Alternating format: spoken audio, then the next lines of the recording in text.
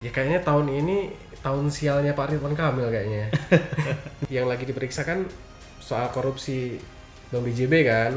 Ada kemungkinan nggak uang-uang itu larinya ke cewek-cewek itu juga gitu. Laki-laki itu identik dengan harta, tahta, dan wanita.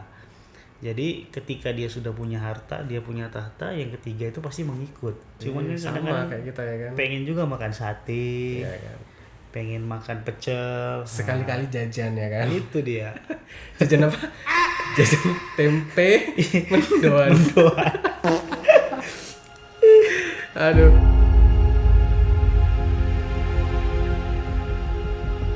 Mulai kesini berita-beritanya tuh udah makin nggak terkontrol lagi. Apalagi sekarang udah muncul lagi katanya video asusila ya. Entah dari keduanya, dari Ridwan Kamil ataupun Lisa Mariana, atau salah satunya dari mereka. Nah ini, kalau dari pakar telematika melihat video yang tersebar itu mengatakan video itu asli. Tapi pakar telematika itu tidak mengatakan siapa pelakunya, ataukah dua-duanya atau salah satunya gitu. Gimana melihat perkembangan kasus Pak Ridwan Kamil ini kan? Ya kayaknya tahun ini tahun sialnya Pak Ridwan Kamil kayaknya. Gimana melihatnya? Kita tahu Ridwan Kamil itu merupakan sosok yang romantis. Benar. Sosok yang bisa diandalkan, baik itu sebagai ayah, sebagai suami, kemudian sebagai pemimpin di Jawa Barat. Siapa sih yang nggak pengen seperti Ridwan Kamil kan seperti itu. Dengan munculnya berita-berita seperti ini, jadinya anggapan-anggapan masyarakat, terutama kaum hawa ya, itu mulai kehilangan kepercayaan terhadap orang yang walaupun sudah dianggap sebagai suami yang paling romantis, Solehah ya kan? Solehah. Jadi hal-hal seperti ini membuat blur jadinya masyarakat. Jadi harus sosok yang bagaimana lagi sih yang kita bisa jadikan panutan, contoh seperti itu. Iya. Zaman sekarang itu kita nggak bisa lihat covernya juga ya kan? Iya benar. Nggak taunya Pak Ridwan Kamil suka yang bohai-bohai juga. Ya, prinsipnya dia juga manusia biasa kan. Iya. Seperti waktu dia buat klarifikasi, saya hanya manusia biasa. Ya manusia, ya itu makanan pokoknya nasi. Cuman kan sama kadang-kadang kayak kita ya kan. pengen juga makan sate, Iya kan. pengen makan pecel. Sekali-kali jajan ya kan. Itu dia. Jajan apa? Jajan tempe mendoan. Aduh. Jadi gini. Nah, kalau abang melihat kasus ini kan Ridwan Kamil ini kan lagi dikejar-kejar ya sama KPK. Rumah Ridwan Kamil kan beberapa waktu lalu diperiksa, digeledah lah ya kan. Nah, ditemukannya di situ deposito isinya tuh puluhan miliar atau sekitar 70 M. Tapi Pak Ridwan Kamil ini membantah. Jadi mengatakan kalau uang itu bukan uang beliau gitu. Jadi gimana? Ini kan sudah jelas di rumah dia. Terus KPK juga sudah rilis segala macam beritanya. Nah, ini yang harus dipercaya siapa? Ya, saya kira kalau untuk penegak hukum mereka punya cara tersendiri lah. Ya, mereka punya cara tersendiri untuk mengungkap kebenaran, baik itu kepunyaan siapa, kemudian kenapa bisa ada di situ.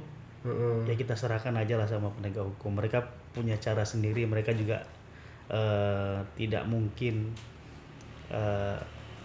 salah berbicara ataupun tidak mungkin membuat spekulasi-spekulasi yang tidak jelas kan seperti itu. Artinya ketika mereka sudah melakukan yang namanya pemeriksaan, menemukan alat bukti, nanti itu akan dibuktikan, ada pembuktiannya benar atau tidaknya. Jadi kalau itu kita serahkan aja lah sama penegak hukum. Nanti kita tunggu aja beritanya nanti. Yang jelas sekarang ini fokusnya, masalah itu datang bertubi-tubi, kita katakan untuk Pak RK sendiri ya. Satu persatu mulai muncul setelah beliau ini lengser terkait masalah isu ya, perselingkuhan yang mungkin sudah tersebar ya dari ke segala penjuru sampai di kota Batam ini. Di seluruh Indonesia. ada pernyataan dari si perempuan ya. Iya, iya. Heeh. Dia buat pernyataan, kalau bingung-bingung kita buktikan aja. Kenapa nggak kita tes DNA aja? Saya kira itu yang paling sangat memungkinkan ya untuk saat ini ya.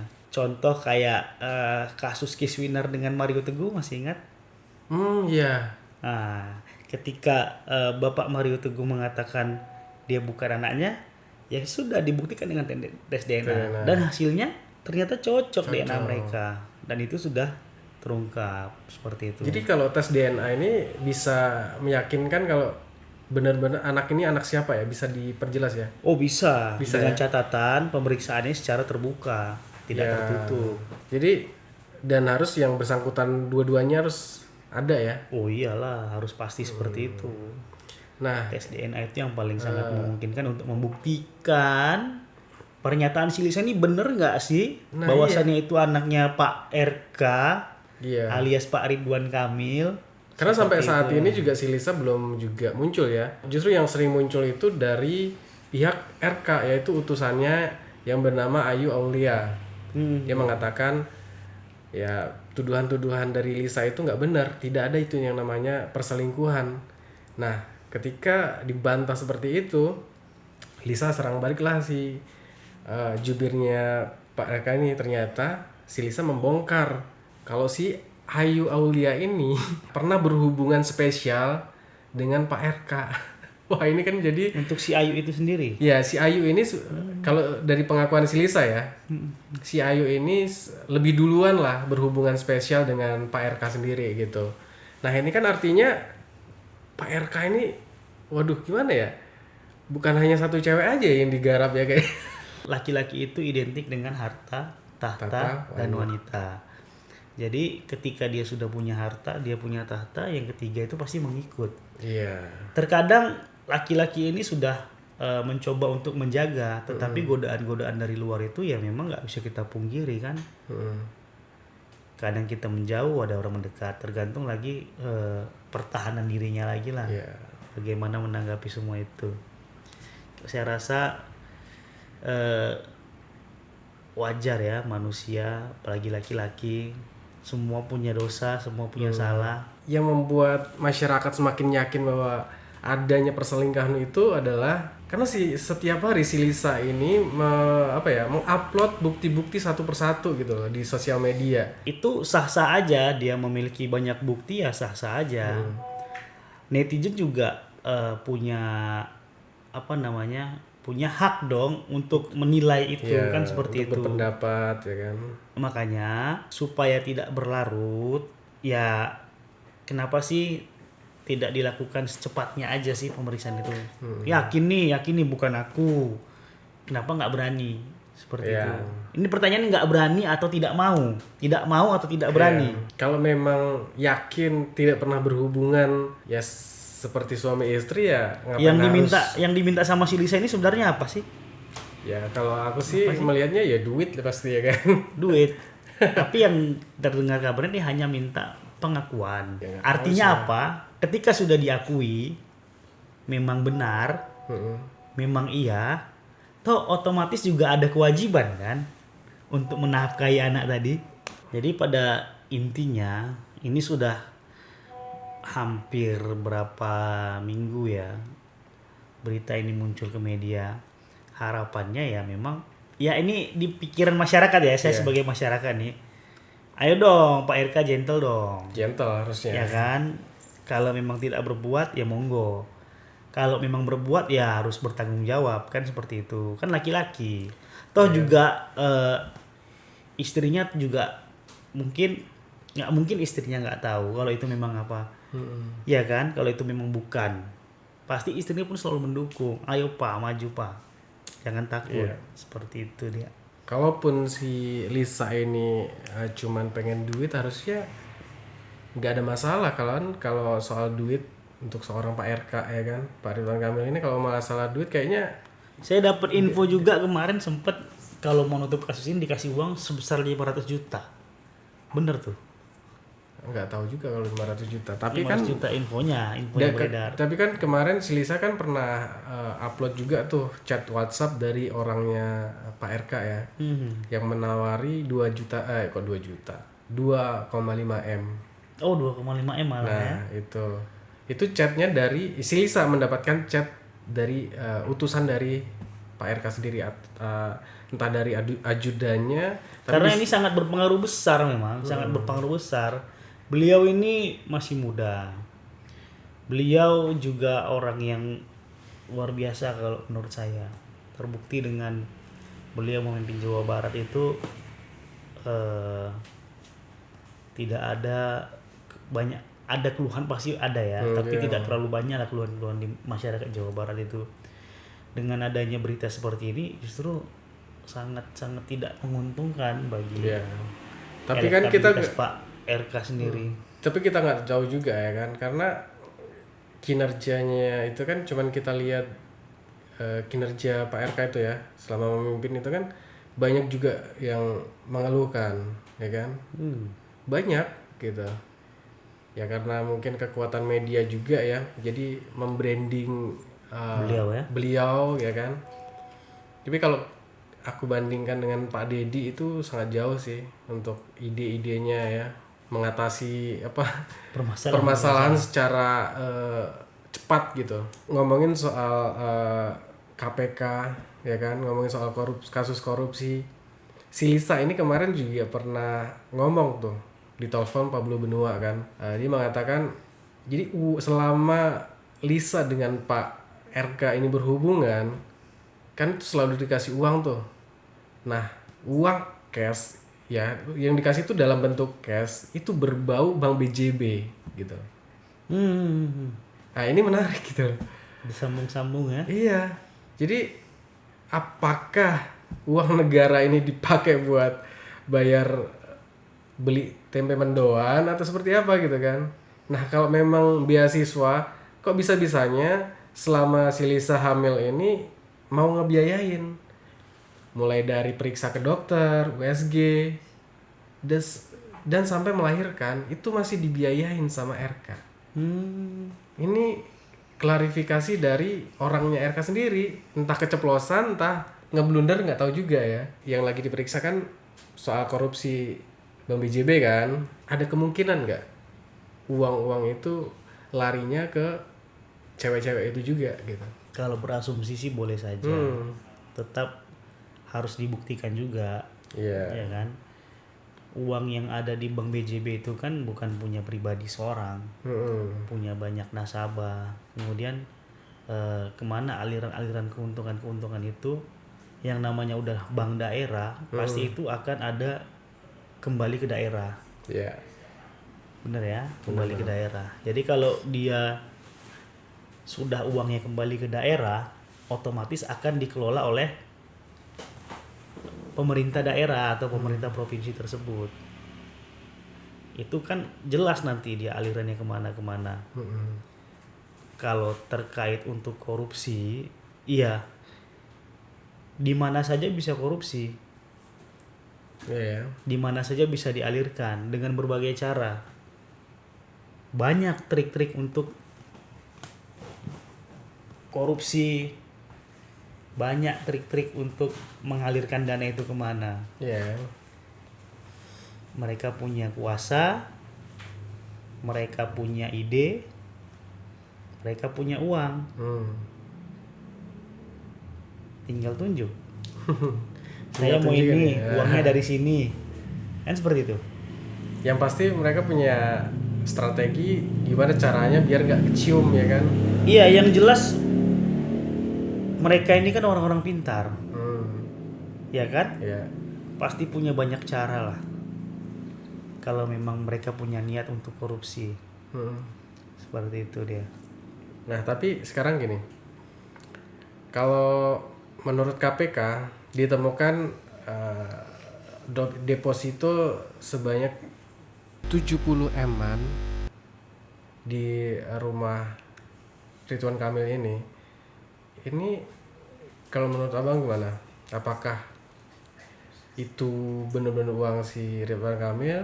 Karena sudah jelas ini yang digeledah tuh rumahnya si RK sendiri ya kan. Ya tinggal dikonfirmasi aja ke bank terkaitnya. Kan depositonya jelas atas nama siapa, nomornya apa. Makanya saya bilang tadi penegak hukum itu pasti punya syarat tersendiri begitu. Bahkan kalaupun nanti itu nama orang yang dipakai, sekarang kan banyak nih pejabat-pejabat kita menggunakan nama kerabatnya, Nama sopirnya. nama orang lain. Contoh dulu beberapa tahun yang lalu pejabat pajak ya, ingat yang Rubicon? Iya, Kan oh iya. mobilnya Rubicon, tapi namanya nama orang susah dipakai. Jadi bisa aja itu kan cuman trik mereka lah untuk menghindari hal-hal seperti itu. Bisa aja, banyak caranya. Ini kan Pak RK lagi terseret kasus korupsi itu kan. Nah, takutnya kasus korupsinya ini ditutupi dengan kasus perselingkuhan. Nah, seperti itu yang aku maksud. Oh, Bener nggak sih? saya kira enggak lah. Untuk Pak Ridwan Kamil sendiri ini momentum yang sangat-sangat buruk lah. Momen yang sangat buruk untuk beliau. Ya, bagaimana tidak ya, bertubi-tubi ya masalah itu ya, bertubi-tubi. Seperti itu. Apakah ini adalah sebuah karma untuk Pak RK sendiri atau seperti apa ya? Kalau kita cerita karma manusia ya, kita cerita manusia. Manusia itu pasti punya dosa. Baik itu dosa yang terungkap ataupun tidak terungkap. Setiap dosa pasti akan dibalas. Entah itu sekarang, nanti, di akhirat. Yang jelas itu pasti ada balasannya. Seperti itu dia. Pokoknya kita serahkan aja ya sama yang Maha Kuasa lah ya. Ya kalau balasannya itu di dunia ya syukur alhamdulillah. Ya mungkin ya ini mungkin balasannya langsung ditunaikan di dunia mungkin kan. Wallahu a'lam. Ya, wallahualam. Wallahu a'lam. Karena kalau misalkan kasus korupsinya terbukti, wah, melihat dari apa ya, kasus perselingkuhan, ya kasus jual tempe beli tempe, ya kan. Ini gimana untuk pesan-pesannya untuk mungkin ada pesan-pesan buat para pejabat ataupun para pelakor-pelakor di luar sana seperti apa? Dan buat orang-orang yang mungkin usahanya mulai sukses dan berduit, terus ya seperti yang katakan tadi ya kan, laki-laki itu ya harta, tahta, wanita. Jadi kalau hartanya sudah banyak ini, wanitanya kadang mau nambah nih. Mengikuti. Jadi ya gimana pesan-pesannya? Pesan untuk terutama perempuan lah ya, perempuan. Ini untuk perempuan nih. Perempuan siapa nih? Seluruh perempuan di Indonesia. Jadi kalau suami kalian mapan, suami kalian kaya, jangan dikasih pegang uang. Jangan dikasih pegang uang. Walaupun dikasih pegang uang secukupnya aja. Karena itu sangat apa ya namanya? Lebih bagus kalian yang menghabiskan uangnya daripada orang lain yang menghabiskan uangnya. Seperti daripada itu. Suami ya. Ya, kemudian jangan pernah menilai seseorang itu dari luarnya aja. Ya. Jadi nilailah. Jadi dia punya apa? Lihat dulu, ya. Kita boleh suka sama sesuatu itu boleh, tapi jangan berlebih-lebihan. Bisa jadi itu buruk. Ya, untuk dirinya. Kemudian juga jangan suka membenci sesuatu itu berlebih-lebihan. Bisa jadi itu juga baik baginya kan seperti itu. Jadi ya itu pesannya ya. Kemudian untuk para pejabat ya ingat-ingat orang rumah itu aja ya. Orang rumah itu yang udah berjuang. Capek-capek ya. Bukan dari nol, kadang ada yang dari minus. Dari minus. Ya. Nah, itu untuk para pejabat di Indonesia. Ya, ingat apa yang kalian tanam itu yang akan kalian tuai. Ya. Tutupi aib kalian sebisa mungkin, tetapi Allah punya cara untuk membukanya. Seperti itu. Siap. Luar biasa. Ini penutup sekaligus penyejuk hati ya. Mungkin ini juga sebagai pembelajaran kita semua buat para laki-laki dan buat para pelakor juga yang mungkin kan zaman sekarang tuh ya banyak juga wanita-wanita ya cuman melihat hartanya saja gitu kan, nggak peduli dia mau jelek mau gimana fisiknya, yang penting dia bisa membahagiakan dengan yaitu banyaknya uang. Jadi ya kalau bisa mah jangan suami orang juga yang diembat gitu kan. Kalau mau jualan tempe mendoan itu ya sama orang-orang yang mungkin duda atau masih bujangan lah ya. Ya mungkin itu aja untuk pembahasan video kali ini. Terima kasih Bang Reska. Siap. Brother. Sampai jumpa lagi ya. Siap. Oke, bye.